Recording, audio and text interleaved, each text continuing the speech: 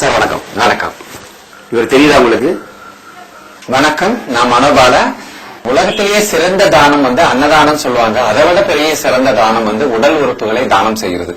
அதுல முக்கியமா கண் தானம் செய்யறதுங்கிறது மிகப்பெரிய விஷயம். ஏன் கேக்குறீங்கன்னா, நம்ம இது மூலமா உலகத்துல உள்ள எல்லா விஷயத்தையும் நம்ம பார்த்து கிரகிச்சு மண்டையில ஏத்துறதுக்கு இதுதான் வாசல், இதுதான் திறவுகோல்.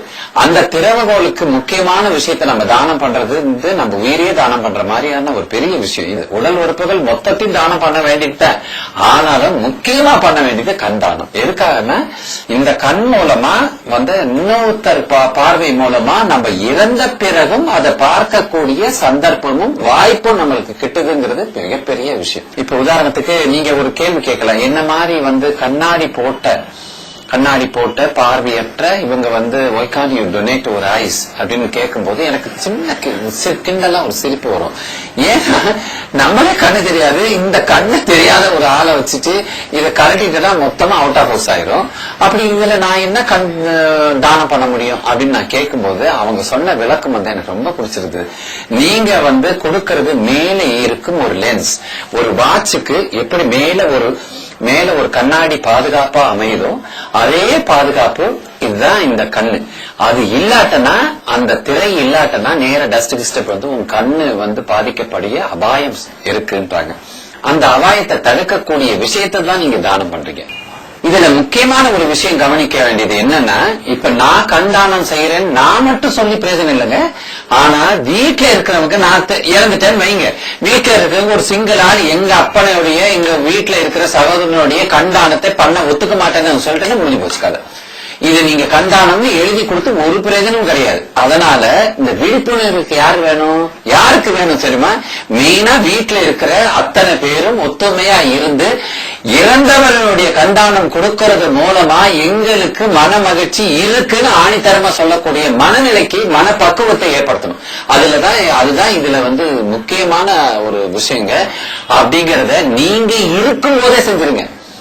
இல்லாட்டனா நீங்க எழுதி கொடுத்தும் பிரயோஜனம் இல்லாம போயிடும். இந்த விழிப்புணர்வு தான் கண்டிப்பாக தேவை. It's a wonderful thing. Please, please, please do it. கண்தானம் செய்யுங்கள், கண்தானம் செய்யுங்கள், கண்தானம் செய்யுங்கள். வணக்கம் சார். வணக்கம். வணக்கம். இன்னைக்கு விருதுநகர் மாவட்டம் கண்தானத்துல நம்பர் 1 கொண்டு வந்திருக்கேன். விருதுநகர் மாவட்டம் பரவாயில்லையே. இன்னைக்கு இந்த கார்னியா டிஃபெக்ட்னால நிறைய மாணவிகள் பாதிச்சிருக்காங்க. கிட்டத்தட்ட நமக்கு இந்த கார்னியா பிளைண்ட்னஸ்ல ஒரு 68 லட்சம் பேர் இன்னைக்கு இந்தியாவில பார்வையிழந்தவங்க இருக்காங்க. அதுல ஸ்டூடெண்ட்ஸ் மட்டுமே 12 லட்சம் பேர் இன்னைக்கு கார்னியா டிஃபெக்ட்ல இருக்காங்க. இவங்களுக்கு ஏன்னா நல்ல விதமாக சாப்பாடு எதுவுமே இவங்க சாப்பிடறதுனால ஒரு காரணம். இத பத்தி நீங்க இந்த மாணவர்களுக்கு ஒரு சின்ன ஒரு அட்வைஸ் கொடுங்க. ஏன்னா இங்க பாத்துட்டு எல்லாமே மாணவிகள் தான். இந்த நிகழ்ச்சியை பாக்குறது அத்தனை பேருமே, ஏன்னா நாளைய சமுதாயமே இவர்கள் தான். அதனால இவர்கிட்ட தான் இந்த நிகழ்ச்சி நீங்க ஒப்படைக்கணும். உண்மைதான். மாணவர்கள் தான் கையில் தான் நாளை சமுதாயமே இருக்குது. என்ன உங்ககிட்ட தான் அப்துல் கலாம் வரப்போறாரு, நாளைக்கு பிரதமர் வரப்போறாங்க, தமிழக முதல்வர் வரப்போறாங்க, எல்லாம் இங்க விஞ்ஞானிகள் வரப்போறாங்க. எத்தனை பேர் இன்னும் சொல்ல போனா அஜித், விஜய் அந்த மாதிரி ஆட்கள் வரப்போறாங்க, ஜோதிகா, சிம்ரன், நடிகைகள் தமன்னா வரைக்கும் வரப்போறாங்க. எல்லாருமே உங்ககிட்ட வர வேண்டியவங்களா, எல்லாம் உங்ககிட்ட இருக்கிறாங்க, நல்லா தெரியும். ஏன்னா மாணவராக இருந்தாதான் அவங்கதான் எதிர்கால இந்தியாவுக்கு ஒளி கொடுக்கணும் இல்லையா? அப்ப ஒளி படைத்த ஒரு இந்தியா உருவாகணும்னா உங்க கண்கள் ஒளி இருக்க வேணாமா? உங்களுடைய மாணவர்களுக்கும் உங்களுடைய சக மாணவர்களுக்கும் அந்த கண் ஒளி வர வேண்டாமா? அது அதனால 12 லட்சம் பேர் கேட்க வருத்தமா இருக்குது.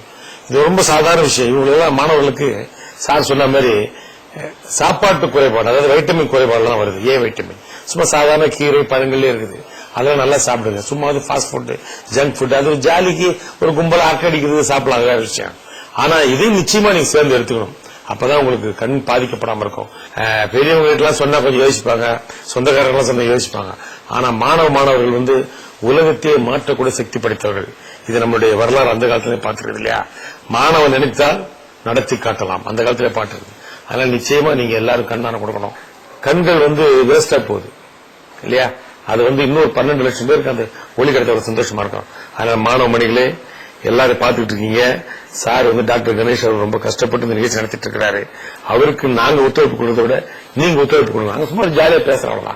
இன்னும் விஷயம் சொல்ல போனா மாணவர்களுக்கெல்லாம் ரொம்ப பிடிச்ச விஷயம் சைட் அடிக்கிறது தான். செத்த பிறகு உங்க கண்கள் சைட் அடிக்கணும்னா கண் தானம் கொடுங்க. தேங்க்யூ.